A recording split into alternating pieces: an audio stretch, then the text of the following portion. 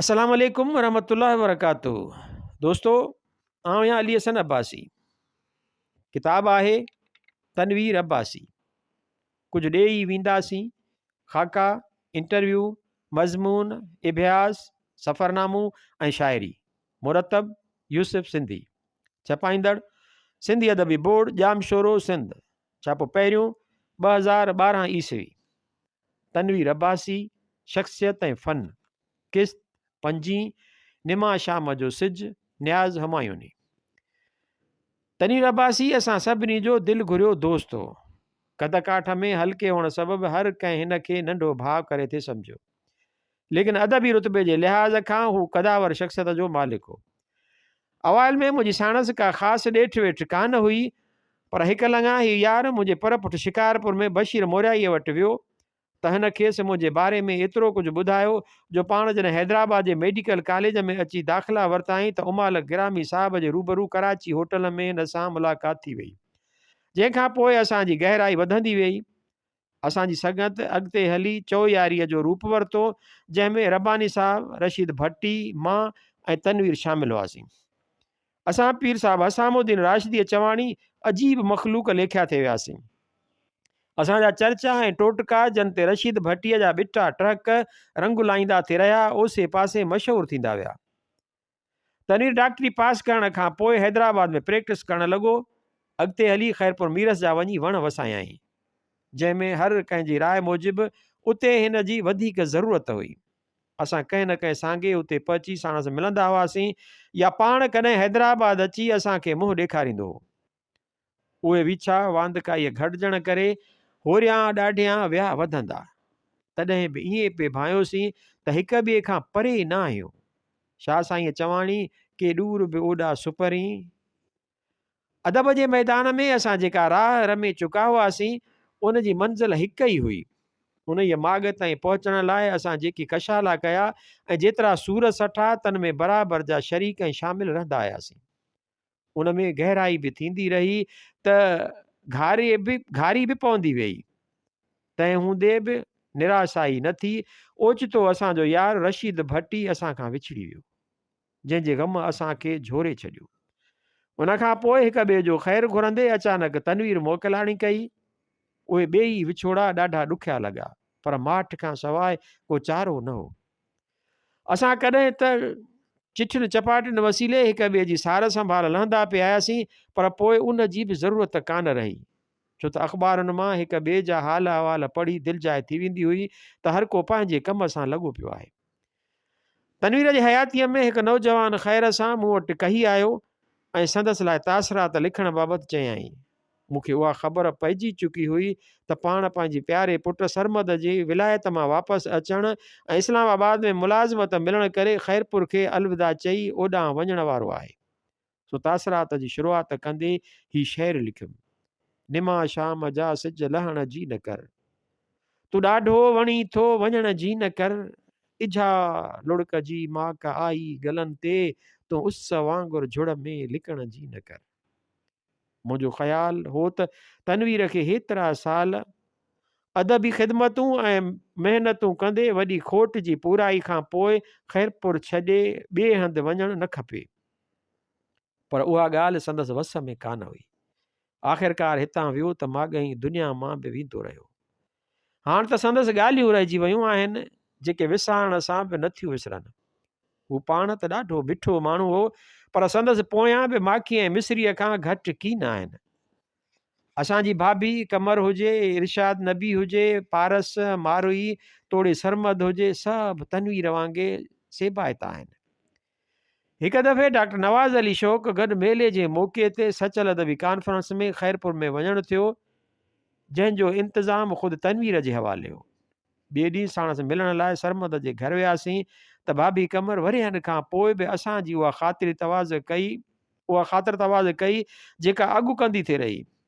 खेसि औलाद खां परे अकेलाईअ में ॾिसी असांखे थोरी घणी कमी महसूस थी। जा फितरी हुई त जीजल माउ खे औलाद जी झोरी आहे।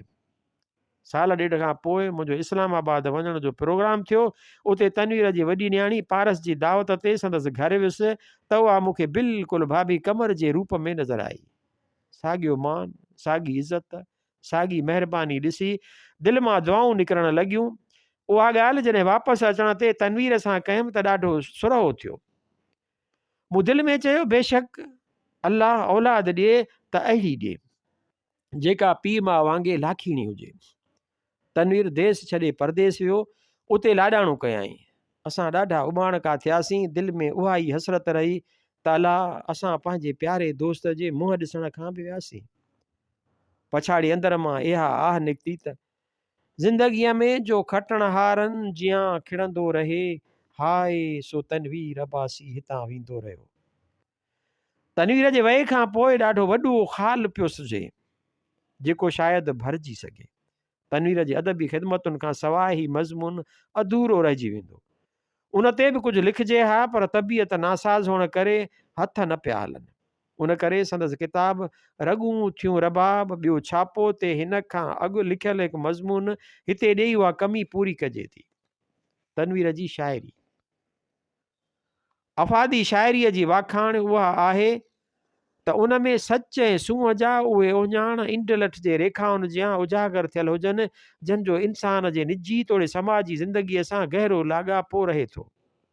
शाइर निजी तरह जेके मुशाहिदा करे थो तंहिंजो इज़हार तॾहिं ई वज़नाइतो थी सघंदो जॾहिं खे समाजी हालतूं बि ध्यान में रखणियूं पवंदियूं। अहिड़े शाइर खे जिते बि का चङाई नज़र अचे थी त उनखे सच जी कसवटीअ ते परखे साराहे थो, ऐं जॾहिं बि का ऊणाई ॾिसे थो त उनखे नफ़रत मां निधण लॻे थो। छाकाणि त बुनियादी तरह हीअ ज़िंदगीअ जी बहितरीन क़दरनि खे बरक़रार रखण जो ख़्वाहिशमंद रहे थो। मूं हिकु दोस्त जे हैसियत में तनवीर जी शाइरी तवजो सां पढ़ी ऐं संदसि ज़ुबानी पिणु कई भेरा खांसि ॿुधी चुको आहियां। मूंखे संदसि शाइरीअ में उहे सभई ख़ूबियूं नज़र अचनि थियूं जे हिकु शानाइते शाइरीअ में झलकंदियूं आहिनि।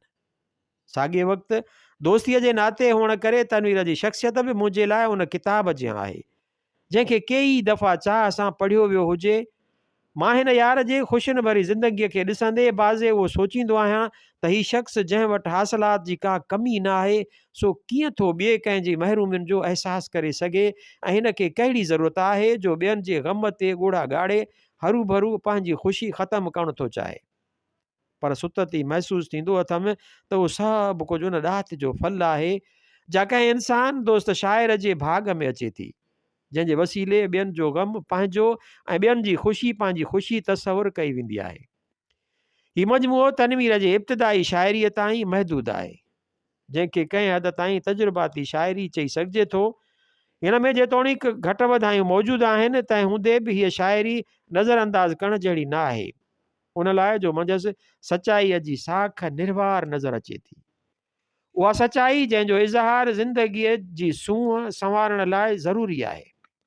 उन जी सचाईअ में हल्की तंज़ खां वठी भरपूर वार जो तासुर बि मिले थो त उमेद ऐं मायूसीअ जूं उदाहियूं ऐं रोशनियूं पिणु ज़हन में तरी अचनि थियूं जंहिंमां ज़ाहिर थिए थो त तनवीर जेके तजुर्बा कया आहिनि से संदसि मुशाहिदनि ते मदार रखनि था ऐं उन्हनि जे इज़हार जूं कड़ियूं वञी समाजी सिलसिले सां गॾिजनि थियूं। मिसाल तौरु, ऐं दोस्त ज़िंदगीअ खे न एॾो क़रीब वञ किथे ज़िंदगी तोखां गुरेज़ां न थी वञे। जीअं किरणनि जे तीरनि जे वसकारे में मुरकनि था गुल मौत जे मुंहं में तीअं असां बि खिलंदा खिलंदा हलंदासीं। तुंहिंजो त बहारुनि ते को हक़ बि न आहे जो कननि सां कॾहिं बि तो आ पांध न अटकायो। प्यासी मुंहिंजी काक में एतिरो अॼु जो मूं मल खे दिलि तां विसारे छॾियोसीं। बदिलाए छॾींदी हीअ दुनिया उहो पहिरीं तोखे जे तो करे हिमत हिन दुनिया खे न बदिलायो। ही बहार आहे या अरमाननि जो आहे क़त्लेआम खून जी बुआ मिलियल गुलड़नि संदे सुरहाण में जंहिं लकनि में लोॾा खाधा तंहिं बि पुनल सां पेच न पातो। जन हथनि टकराया सागर साण सागर उमिरि भर कीअं उहे तलवार सां तलवार टकराए सघनि। अवां था कुहोजन खे उबती छुरीअ सां उहे कुझु त लुछंदा उहे कुझु त कुछंदा। आज़ादी या मौत ॿिन्हिनि मां हिकिड़ो माॻ असांजो आहे जंहिं बि ॾिनूं आवाज़ उन ई ॾे खिलंदा कुॾंदा हलंदासीं। दोस्त अच अॼु त वठूं सम्झी मिज़ाज आलम, यार जी ज़ुल्फ़े परेशान खे ॾिसी वठंदासीं। रोज़ तारनि तां तिरकंदे रोज़ तारनि तां तिरकंदी थी रहे, ही नज़र चंड लाइ आहे चरी। ही तनवीर जे मुख़्तलिफ़ ग़ज़लनि जा चूंड शेर हुआ, जन मां अंदाज़ो लॻाए सघिजे थो त संदसि शाइरी मुख़्तलिफ़ मुशाहिदनि ऐं तजुर्बनि जे आधार ते केतिरे क़दुरु कामयाबीअ जा मरहिला तय कंदी रही आहे। हिन मजमूए में तनवीर जा गीत ऐं के नज़म बि शामिल आहिनि, जन जा रंग रूप ग़ज़ल जे अंदाज़ खां अलॻि हूंदे बि ज़िंदगीअ जे प्यार ऐं इंसानियत जे दुख दर्द सां सनमुख थींदा अचनि था।